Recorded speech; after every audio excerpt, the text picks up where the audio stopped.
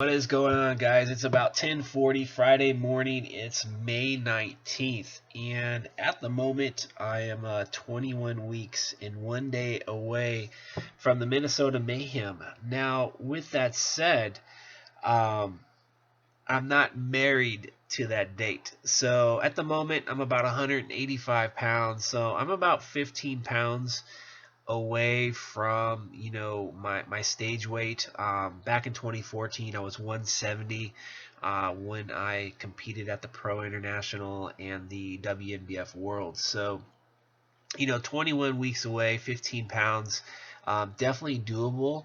That's about 3/4 of a pound a week of weight loss, which is pretty conservative, so nothing overly aggressive, and that's the way I really love running my preps, is to basically be very conservative. That way, the performance as far as like in the weight room, the recovery, all that is going to be, pretty high quality stuff. The last thing I want to do is to really rush into shows, because, from my past, whenever I rush, or the pace gets really assertive, I start to see, the negative consequences to that, and not just, with performance drop off, and it just in a sense, it just raises overall stress levels pretty high, not just with the prep, but also life outside the gym. And at the moment, you know, I'm really loving the way I'm prepping, and again, not married to that timeline. And if I feel like I need more time, then I'm going to extend the prep out, and I'm just going to basically look for later shows, or potentially, if I have to skip this season in order to maybe fulfill my best physique in, let's say, early next year for spring shows, then I'm totally fine with that. I've come to the realization that the journey itself, the way I'm going about the journey, far, not far, but it's just basically that the way I'm preparing, it's more of a lifestyle now, as opposed to like an on-off switch. Like, I'm in like a good rhythm right now. Life outside gym is really good. I'm enjoying my date nights with my wife on the weekends. I'm enjoying, my training. I'm enjoying just, spending time with the family, my son, my stepdaughter, my dad, just really like enjoying life outside the gym. And I know if I was to try to, if I had to, let's say, push the prep, or to really, as far as like the rate of loss that I needed to get, it's really going to probably sacrifice those things outside the gym. And I know this sport, you have to sacrifice. There are sacrifices that need to be made in order to get into like elite level conditioning. But I think it's kind of like a dimmer switch. I can put that dimmer switch a little lower, and enjoy life a little bit more. In the way you do that is just by extending the timeline out. And I'm sure at some point I'll have to really kind of put that dimmer switch up higher. But in a nutshell, that's kind of how my prep has been. The last, I want to say, couple of months. I just been really just trying to just stay in a good rhythm and not get overly stressed about trying to rush or looking at what other athletes are doing, but just enjoying myself, enjoying my training, enjoying my life. And it's just, I think in a sense, it's gotten my stress levels reduced way down. And but yeah, I'm right now at the moment, like I said, 185. I not to say that I'm content with how I'm looking, but I'm really happy with how I'm looking.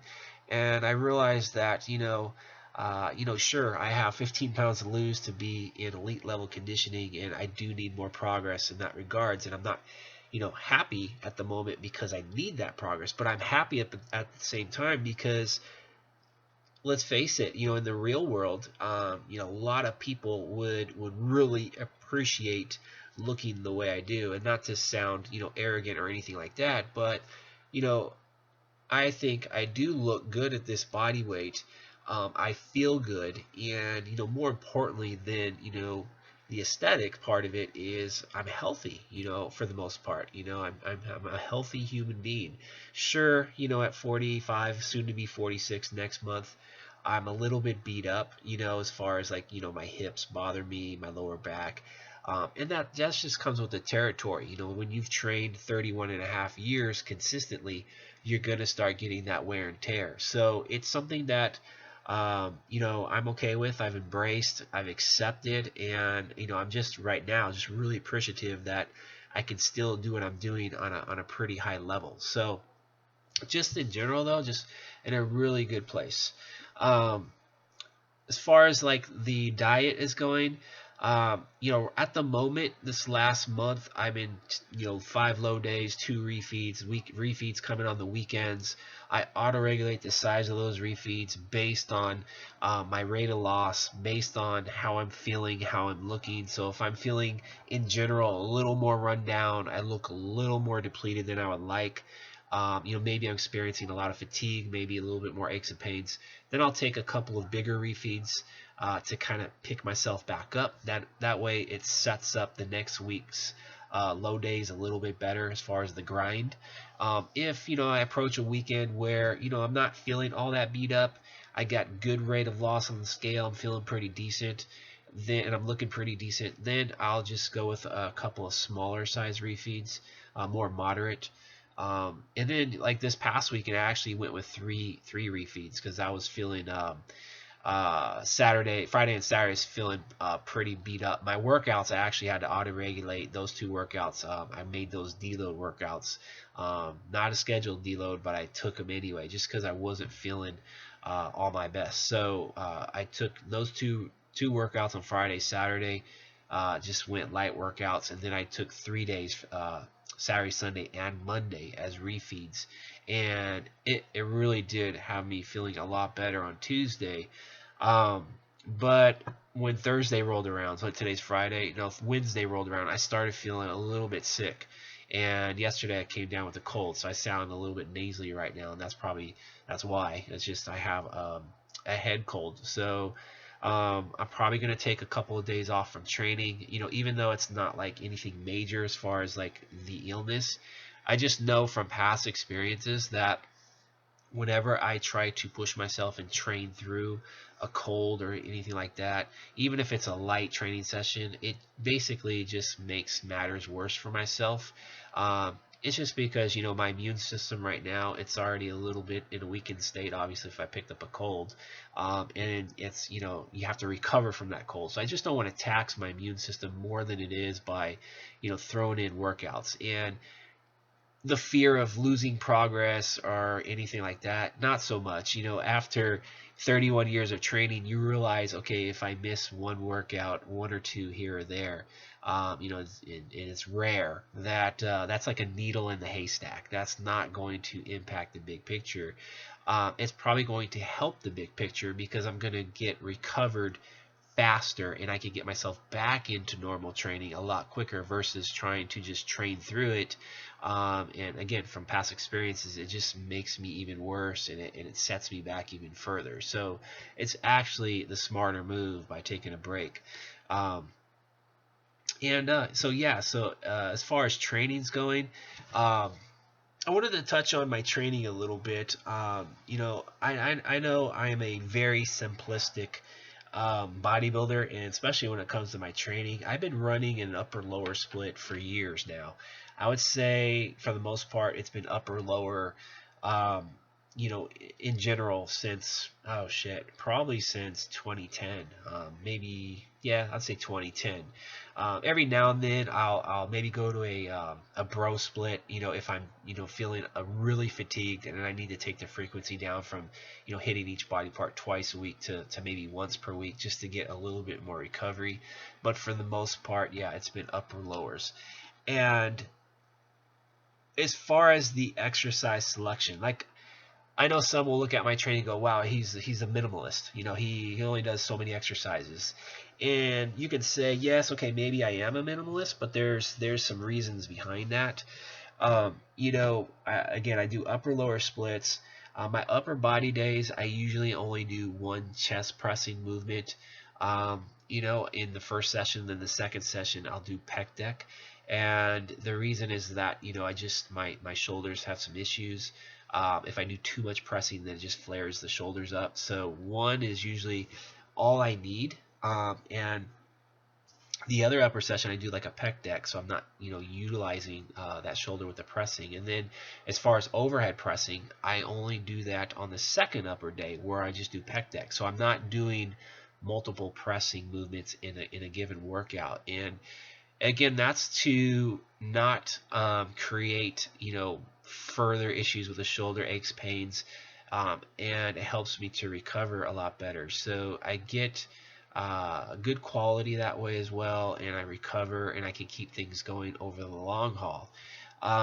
So the reason I'm giving that example is that that's how I kind of set up my training programs. It's more about, okay, what can I do with high quality, not quantity, but high quality, and what can I recover from, and what will give me the most sustainability. So for me, it's like, okay, yeah, I only do so many exercises in my routine at a given time, and it's generally anywhere between 10 to 13 exercises in the entire program. Sometimes I might take it up to 14, but general, it's like 10 to 13. And there's, I do find that, like, for example, like rear delts, traps, like I don't do any direct work for those. Like I won't do rear flies, I don't do face pulls, I don't do shrugs and things like that, just because I feel I get enough work with my rowing movements, my pull down movements. The rear delts do have to work with those movements. The traps have to work with the rowing movements. And in my traps, I would say, if I had to say that if there was any muscle group over the course of the last 3 years, from the last prep to this one, that might have potentially improved, it's been my traps. And it's not because I've been doing direct trap work, it's just because of all the rowing that I've been doing over the last 3 years. So I think, for me personally, I don't need to add in a bunch of fluffy exercises. I just rely on more of the compounds and the more, I guess you want to call it, more bang for your buck type exercises. So when I think exercise selection, for me, the way I go about it, I think, okay, what gives me the most bang for my buck? So squats, deadlifts, rowing, those types of things. And then when I think, okay, the second criteria for me would be like, okay, what is safe for me to do? And so exercises that I feel are safe, that's really key. And then the last criteria I use is basically, do I enjoy those movements? So obviously, if I'm having fun doing them, I'll keep doing them. So that's kind of my, you could say it's a simplistic approach, you can say it's a minimalist approach, but when I program myself, it's more about, okay, looking at the quality versus the quantity, the efficiency, and my ability to keep aches and pains minimal, and the ability to recover, which is huge, especially during a prep. And another reason that I kind of like to keep my exercises down, the number of exercises down, and also for the most part the same. Like I don't change exercises out too frequently unless I'm dealing with aches and pains and things like that. But if I keep things the same, then it's easier to gauge my progress, like especially with a prep. If I'm always switching out exercises every week or every other week, it's hard for me to follow progress. It's hard for me to progress, because it's like it's harder to assess if you're actually progressing or not, because you're switching things out so often. Whereas if you keep the exercise the same for the most part, when your loads are going down, when they're going up, when they're staying the same. So it's easier, in my opinion, to assess, especially and I'm talking about myself, it's easier to assess and to continue to make the changes necessary in order to keep my performance going the way I want it to go. So that's just wanted to share some of my thoughts as far as like how I program myself, especially during a contest prep. But yeah, for the most part, guys, I am in a very good place, besides a little bit of a head cold. But in general, though, I'm really at the moment really enjoying the lifestyle, the prep lifestyle. And I think that's why I'm being successful right now, is because I am treating it like a lifestyle. So Other than that, I hope you guys enjoyed this one, and I'll talk to you guys in a future vlog.